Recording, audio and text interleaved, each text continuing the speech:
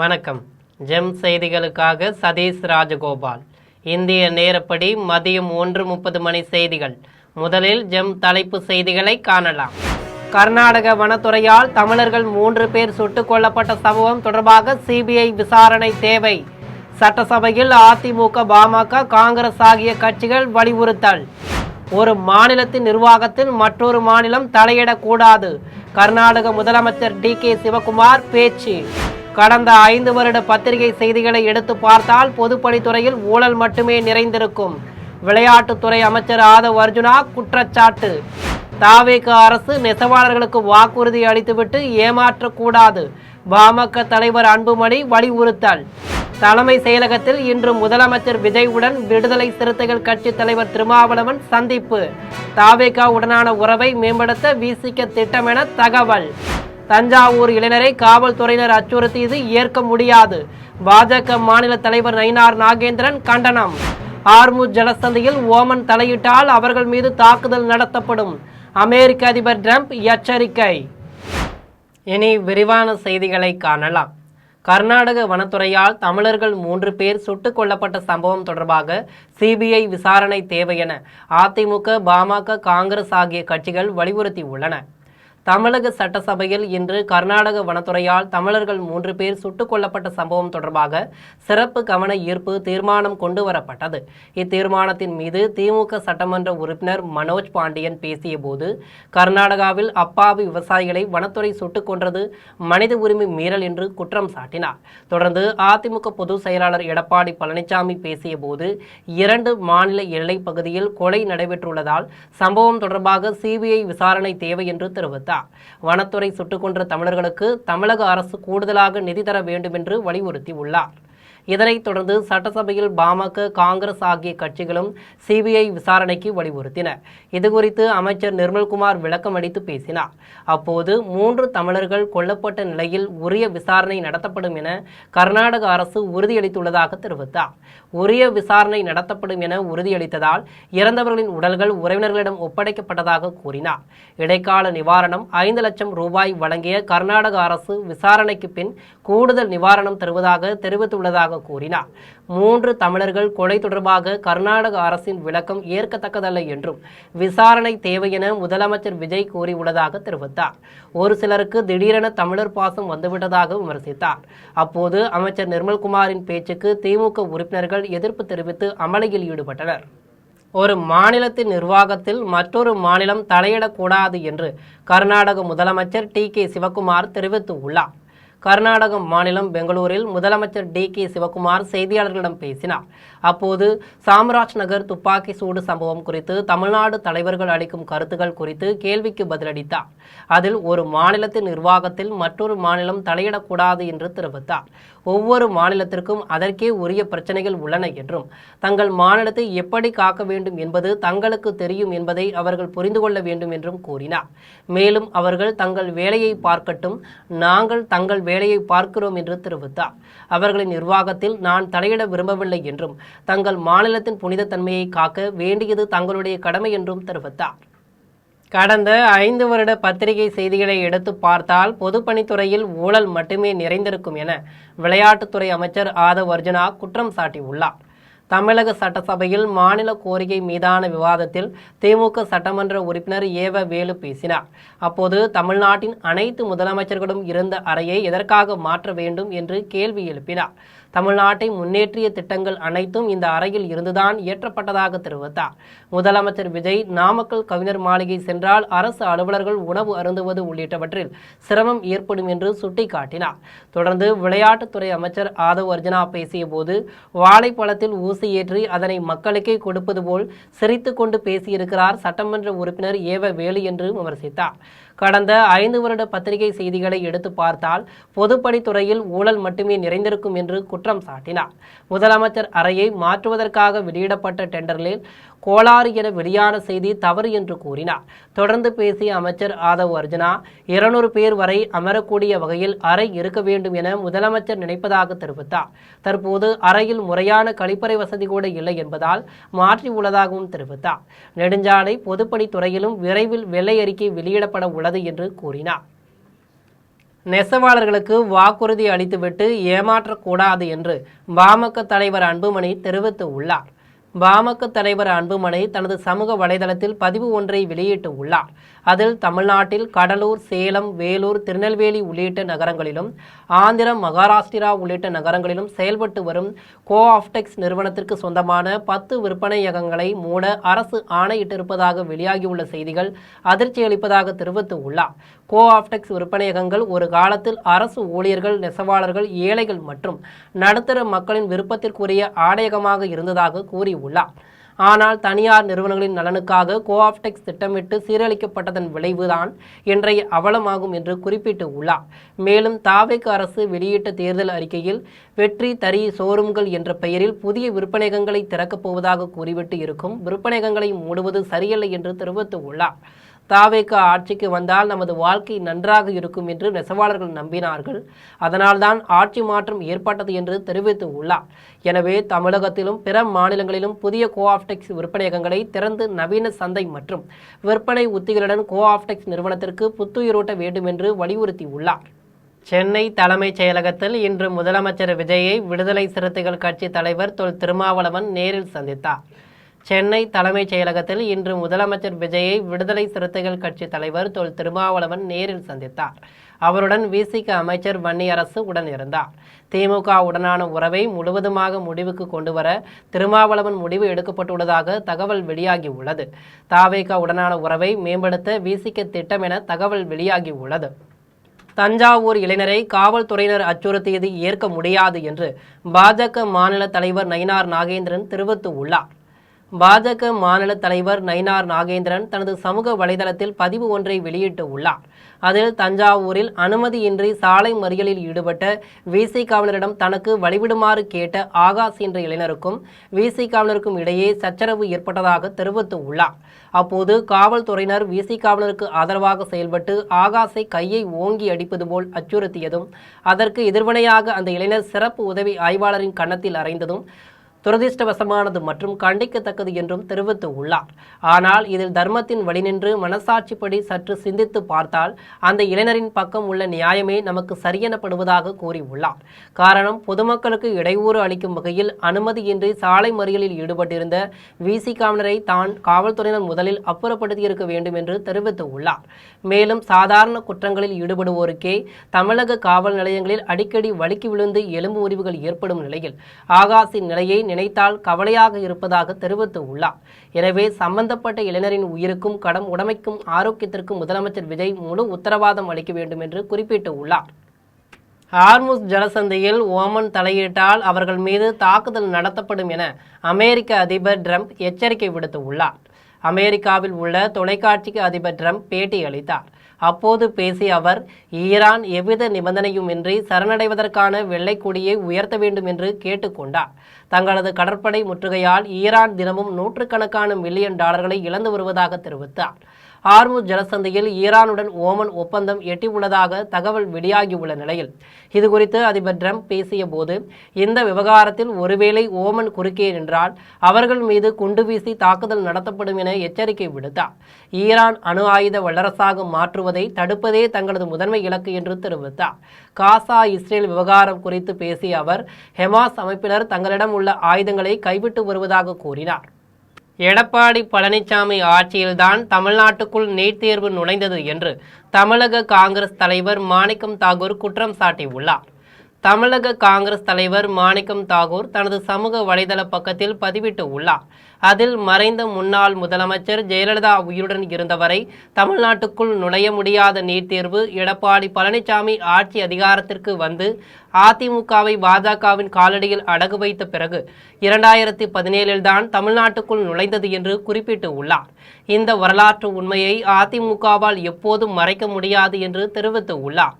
பாஜக அரசு ஒட்டுமொத்த அதிகாரத்தையும் என்டிஏ என்ற ஒரே அமைப்பிடம் கொடுத்து வினாத்தாள் கசிவு, ஊழல் என நீட் தேர்வை வணிக சந்தையாக்கி விட்டது என்று கூறியுள்ளார். நீட் தேர்வால் ஏராளமான மாணவர்களின் உயிர்கள் பறிபோயும் பிடித்த முயலுக்கு 3 கால் என பிரதமர் மோடி அரசு பிடிவாதம் பிடிப்பதாக தெரிவித்து உள்ளார்.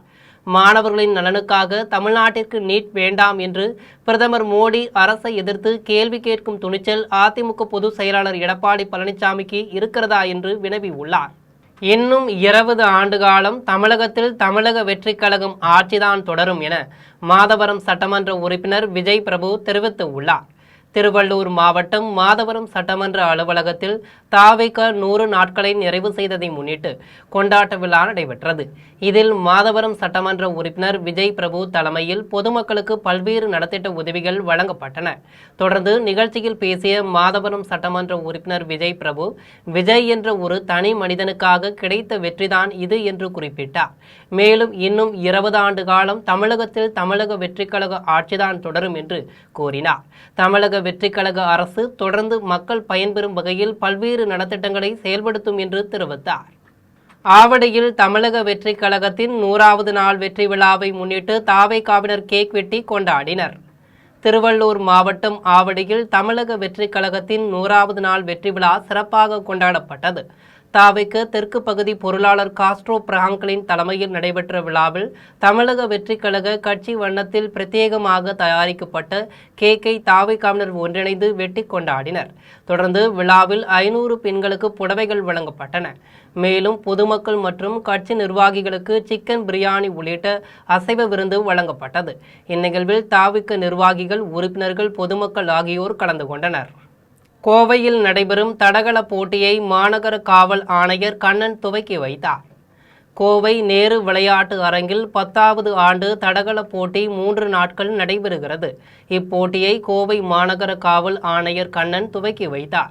இதில் கோவை, திருப்பூர், ஈரோடு, கரூர் ஆகிய மாவட்டங்களைச் சேர்ந்த 40க்கும் மேற்பட்ட பள்ளிகளின் மாணவர்கள் பங்கேற்று ஓட்டப்பந்தயம், குண்டு எறிதல், நீளம் தாண்டுதல் உள்ளிட்ட பல்வேறு போட்டிகளில் திறமைகளை வெளிப்படுத்தி வருகின்றனர். கோவை சகோதயா ஸ்கூல் காம்ப்ளெக்ஸ் சார்பாக 10வது ஆண்டாக சிபிஎஸ்இ ஸ்கூல் அசோசியேஷன் இந்த அத்லெட் விளையாட்டு விழாவை தொடங்கியிருக்கிறது. கோயம்புத்தூர் போலீஸ் கமிஷனர் டாக்டர் என் கண்ணன் ஐபிஎஸ் அவர்கள் இந்த நிகழ்வை தொடங்கி வைத்திருக்கிறார்கள். அவர் பேசும்போது மாணவர்கள் கல்வியிலும் விளையாட்டிலும் சம பங்களிப்பு பெற வேண்டும். கோவை அருகே தேசிய அளவிலான 2வது ஈக்வெஸ்ட்ரியன் சாம்பியன்ஸ் லீக் குதிரையேற்ற போட்டி ஆகஸ்ட் 28ஆம் தேதி முதல் 30ஆம் தேதி வரை நடைபெறுகிறது. கோவை மாவட்டம் மூலப்பாளையத்தில் ஜூனியர் சீனியர் பிரிவு தேசிய அளவிலான 2வது ஈக்வெஸ்ட்ரியன் சாம்பியன்ஸ் லீக் குதிரையேற்ற போட்டி ஆகஸ்ட் 28ஆம் தேதி முதல் 30ஆம் தேதி வரை நடைபெறுகிறது. இப்போட்டியில் Chennai Bulls, Pegasus Sports, Golconda Chargers உள்ளிட்ட 6 மாநிலங்களைச் சேர்ந்த அணிகள் கலந்து கொள்கின்றன. இதில் தமிழ்நாடு அமைச்சர்கள், நாடாளுமன்ற உறுப்பினர்கள் மற்றும் திரையுலக பிரபலங்கள் பங்கேற்கும் இந்நிகழ்வில் மொத்தம் 30 லட்சம் பரிசு தொகை வழங்கப்பட உள்ளது. இந்த வாட்டி வந்து 2 ரவுண்ட் இருக்கு. ஒன்று வந்து ஷோ சீரீஸ் அண்ட் ஒன்று வந்து web series. So show series அப்படிங்கிறது பார்த்தீங்கன்னா normal round and web series வந்து ஃபர்ஸ்ட் கிளாஸ். சோளிங்கர் செய்தியாளர்கள் தாக்கப்பட்ட வழக்கில் தாவேக சட்டமன்ற உறுப்பினர் கபில் மீது 3 பிரிவுகளின் கீழ் காவல்துறையினர் வழக்கு பதிவு செய்து உள்ளனர். ராணிப்பேட்டை மாவட்டம் சோளிங்கரில் கடந்த ஜூலை மாதம் 27ஆம் தேதி சோளிங்கர் சட்டமன்ற உறுப்பினர் கபில் அவருடைய சகோதரர் தனஞ்சலியன், யூடியூபர் சிவா என்பவரிடம் பிரச்சனை செய்வதாக தனியார் நிறுவன செய்தியாளர்கள் அரங்கநாதன், கல்யாண சுந்தரம் ஆகியோருக்கு தகவல் கிடைத்தது. தொடர்ந்து செய்தி சேகரிக்க சென்ற செய்தியாளர்கள் அங்கு நடந்த சம்பவத்தை தங்களுடைய செல்போனில் பதிவு செய்ததாக கூறப்படுகிறது. இதனால் ஆவேசமடைந்த சட்டமன்ற உறுப்பினர் கபில் அவருடைய சகோதரர் தனஞ்சலியன் மற்றும் அவருடன் வந்த சிலர் செய்தியாளர்களின் செல்போனை பிடுங்கி மிரட்டி பதிவு செய்த படங்களை அடித்து இருவரையும் தாக்கியதாக கூறப்படுகிறது. இதில் காயமடைந்த அரங்கநாதன் வேலூர் தனியார் மருத்துவமனையில் சிகிச்சை பெற்று திரும்பினார். மேலும் அவர் இச்சம்பவம் குறித்து சட்டமன்ற உறுப்பினர் கபில் மீது நடவடிக்கை எடுக்க வேண்டும் என சோளிங்கர் காவல் நிலையத்தில் புகார் அளித்தார். ஆனால் காவல்துறையினர் புகார் மீது எந்த நடவடிக்கையும் எடுக்காமல் ஆளும் கட்சி சட்டமன்ற உறுப்பினருக்கு ஆதரவாக செயல்பட்டு வந்ததாக கூறப்படுகிறது. இதனிடையே செய்தியாளர்கள் தரப்பில் சோளிங்கர் நீதிமன்றத்தில் வழக்கு தொடரப்பட்டு நீதிபதி முன் காவல்துறையினர் விசாரணைக்கு அழைக்கப்பட்டனர். இதைத் தொடர்ந்து சோளிங்கர் காவல்துறையினர் சட்டமன்ற உறுப்பினர் கபில், அவருடைய சகோதரர் தனஞ்சலியன் மற்றும் அவருடன் வந்த சிலர் மீது 3 பிரிவுகளின் கீழ் வழக்கு பதிவு செய்து உள்ளனர். எடப்பாடி அருகே உள்ள தனியார் இனிப்பு கடையில் தேங்காய் பர்பி சாப்பிட்டவருக்கு உடல்நலக்குறைவு ஏற்பட்டு சம்பவம் அப்பகுதியில் பெரும் பரபரப்பை ஏற்படுத்தி உள்ளது. சேலம் மாவட்டம் வெள்ளாண்டி வலசுவைச் சேர்ந்த சிவானந்தம் என்பவர் எடப்பாடி பேருந்து நிலையம் எதிரே செயல்பட்டு வரும் தனியார் இனிப்பு கடையில் தேங்காய் பருப்பி வாங்கி சாப்பிட்டு உள்ளார். இந்நிலையில் அவருக்கு தலைச்சுற்றல் ஏற்பட்டு உடல்நலக்குறைவு ஏற்பட்டதாக கூறப்படுகிறது. இதுகுறித்து சம்பந்தப்பட்ட கடையில் சிவானந்தம் புகார் தெரிவித்த போது கடை நிர்வாகத்தினர் அலட்சியமாக பதிலளித்ததாக கூறப்படுகிறது. இதையடுத்து சிவானந்தத்தின் உறவினர்கள் உணவு பாதுகாப்பு துறையினருக்கு தகவல் தெரிவித்தனர். தகவலின் பேரில் சம்பந்தப்பட்ட இனிப்பு கடைக்கு உணவு பாதுகாப்புத்துறை அதிகாரிகள் நேரில் சென்று ஆய்வு மேற்கொண்டனர். அப்போது அதிகாரிகள் கடைக்கு 5000 ரூபாய் அபராதம் விதித்து இனி இதுபோன்ற புகார்கள் வராத வகையில் உரிய உணவு பாதுகாப்பு நடைமுறைகளை பின்பற்ற வேண்டும் என எச்சரிக்கை விடுத்தனர். தஞ்சாவூர் அருகே வீரனார் சுவாமி மற்றும் காமாட்சி அம்மன் ஆலயத்தின் ஆண்டு திருவிழா மிக சிறப்பாக நடைபெற்றது.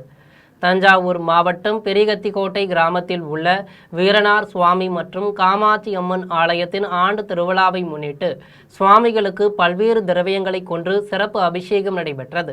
தொடர்ந்து மூலவருக்கு சிறப்பு மலர் அலங்காரம் செய்யப்பட்டு மகா தீபாராதனை காண்பிக்கப்பட்டது. இத்திருவிழாவின் முக்கிய நிகழ்வாக பெண்கள் ஒன்றிணைந்து கும்மியடித்து குலவை சத்தமிட்டு பொங்கலிட்டு வழிபாடு செய்தனர். இதில் ஏராளமான பக்தர்கள் கலந்து கொண்டு சாமி தரிசனம் செய்தனர். கும்பகோணம் பிச்சாடனமூர்த்தி கோவிலில் வெள்ளி பல்லக்கு உற்சவத்தில் ஏராளமான பக்தர்கள் கலந்து கொண்டு சுவாமி தரிசனம் செய்தனர். தஞ்சாவூர் மாவட்டம் கும்பகோணம் பிச்சாடனமூர்த்தி கோவிலில் வெள்ளி பல்லக்கு உற்சவம் நடைபெற்றது. இதில் சுவாமிக்கு சிறப்பு அபிஷேக ஆராதனைகள் நடைபெற்றது. தொடர்ந்து அலங்கரிக்கப்பட்ட வெள்ளி பல்லக்கில் அம்மன் உற்சவம் குளக்கரை வழியாக மேலதாள வாத்தியங்கள் முழங்க வான வேடிக்கையுடன் கோவிலை வந்தடைந்தது. இதில் ஏராளமான பக்தர்கள் கலந்து கொண்டு சுவாமி தரிசனம் செய்தனர். மண்ணாயக்கன்பட்டி மாரியம்மன் கோவில் திருவிழாவை ஒட்டி வாழப்பாடி மாரியம்மன் கோவிலில் இருந்து சுவாமி சிலைகளை அப்பகுதி மக்கள் தலையில் சுமந்து கொண்டு ஊர்வலமாக கோவிலுக்கு சென்றனர். சேலம் மாவட்டம் வாழப்பாடி அருகே மண்ணாயக்கன்பட்டி மாரியம்மன் கோவிலில் திருவிழா நடைபெறுகிறது. இதையொட்டி கிராம மக்கள் வாழப்பாடியிலிருந்து சுவாமி சிலைகளை தோளில் சுமந்து கொண்டு ஆடி பாடியவாறு கோவிலுக்கு விருந்துக்கு அழைத்து சென்றனர்.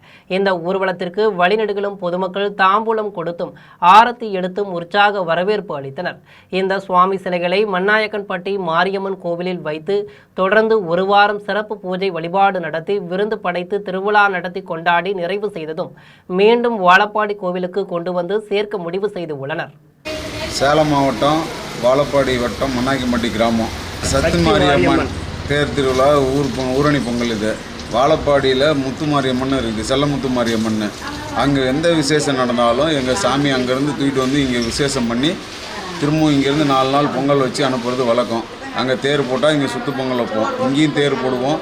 அங்கே அக்கினி திருநாள் பண்ணாலும் இங்கேயும் கொண்டு வந்து சாமியை வந்து தேர் திருநாள் போட்டு கொண்டு போய் அளவுலமாக கொண்டு வந்து விருந்து மாதிரி வச்சு கொண்டு போய் திரும்பவும் ரிட்டன் அங்கே சாமியை இறக்கி வைப்போம். இது பாரம்பரியமாக நடக்குது. வாழப்பாடிக்கும் எங்களுக்கும் பொன் வீட்டார், நாங்கள் அவங்க மாப்பிள்ளை வீட்டார் மாதிரி. ஆடுதுறை மாமரத்து மகா மாரியம்மன் கோவிலில் நடைபெற்ற தீமிதி திருவிழாவில் ஏராளமான பக்தர்கள் கலந்து கொண்டு சாமி தரிசனம் செய்தனர். தஞ்சாவூர் மாவட்டம் ஆடுதுறை மாமரத்து மகா மாரியம்மன் கோவிலில் ஆனி மாத பிரமோற்சவத்தை ஒட்டி தீமிதி திருவிழா சிறப்பாக நடைபெற்றது.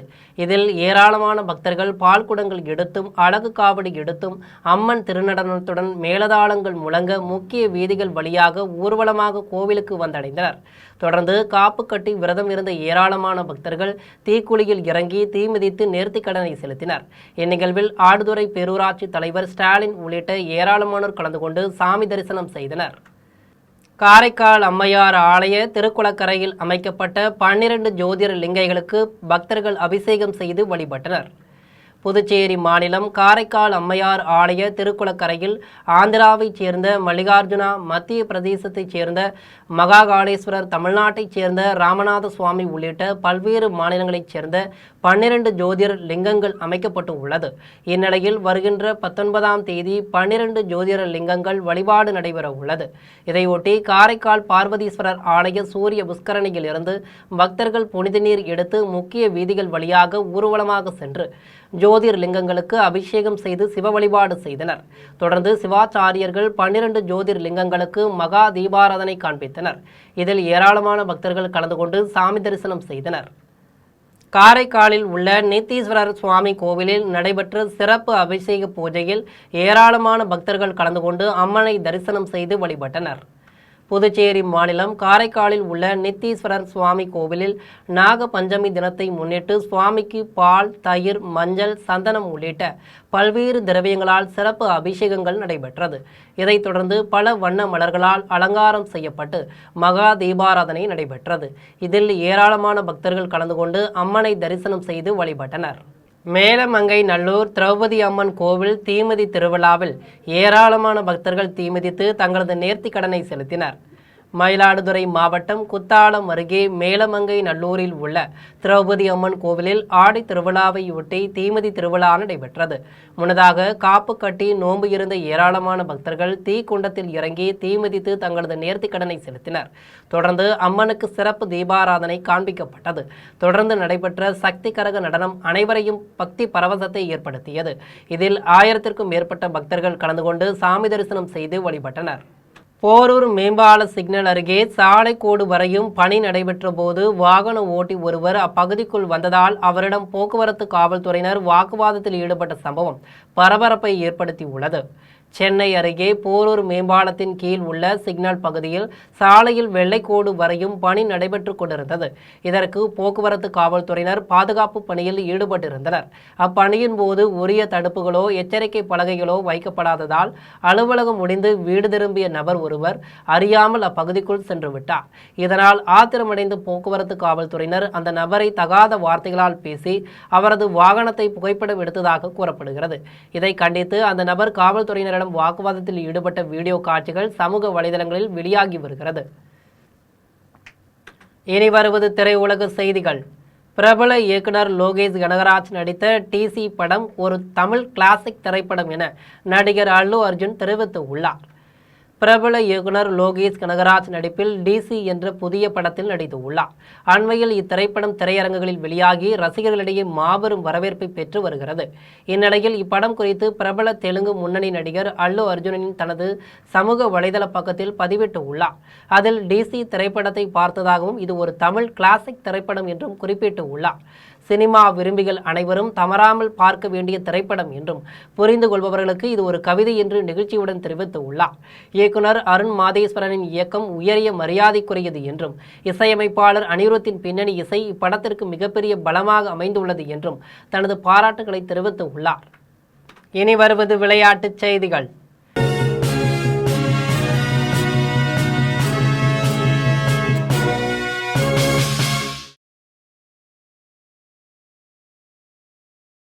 சின்சினாட்டி ஓபன் சர்வதேச டென்னிஸ் தொடரின் 2வது சுற்று போட்டியில் அரினா சபலென்கா வெற்றி பெற்றுள்ளார். அமெரிக்காவில் சின்சினாட்டி ஓபன் சர்வதேச டென்னிஸ் தொடரின் பெண்கள் ஒற்றையர் பிரிவின் 2வது சுற்று போட்டி நடைபெற்றது.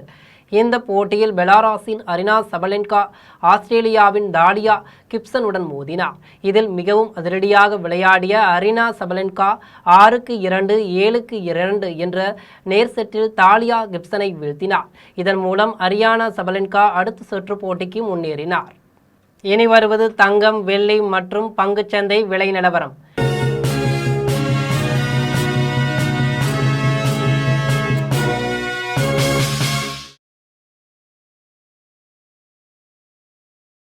சென்னையில் ஆபரண தங்கம் இன்று 1 சவரன் 1,14,290 ரூபாய்க்கு விற்பனை செய்யப்படுகிறது. சென்னையில் இன்று ஆபரண தங்கத்தின் விலை கிராமுக்கு 20 ரூபாய் அதிகரித்து 14,290 ரூபாய்க்கு விற்பனை செய்யப்படுகிறது. மேலும் ஒரு சவரனுக்கு 160 ரூபாய் அதிகரித்து 1,14,320 ரூபாய்க்கு விற்பனை செய்யப்படுகிறது. 24 கேரட் தூய தங்கம் ஒரு சவரன் 1,24,712 ரூபாய்க்கு விற்பனை செய்யப்படுகிறது. மேலும் 1 கிராம் வெள்ளி 255 ரூபாய்க்கும் 1 கிலோ வெள்ளி 2,55,000 ரூபாய்க்கும் விற்பனை செய்யப்படுகிறது.